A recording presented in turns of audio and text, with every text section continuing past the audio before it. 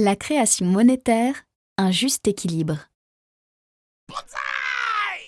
Autrefois, lorsqu'on avait besoin de faire un crédit, on allait voir le banquier qui nous donnait une lettre de change, ancêtre des billets et des pièces.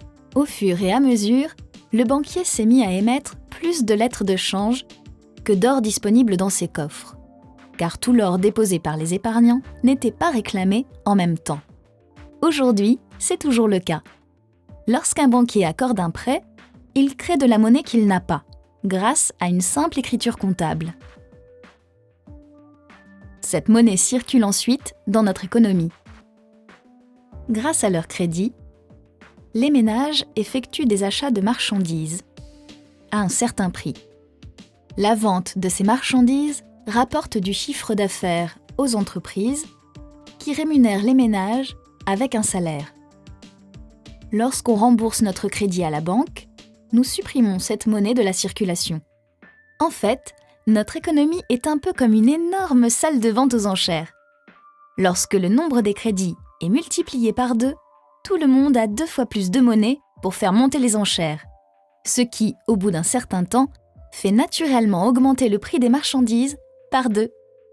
L'augmentation de la quantité de monnaie en circulation crée donc ce que l'on appelle l'inflation.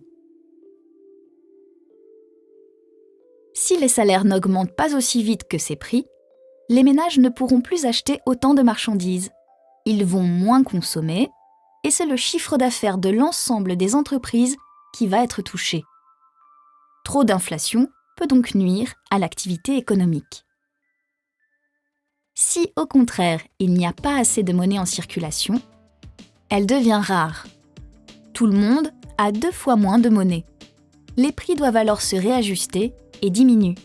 On parle alors de déflation.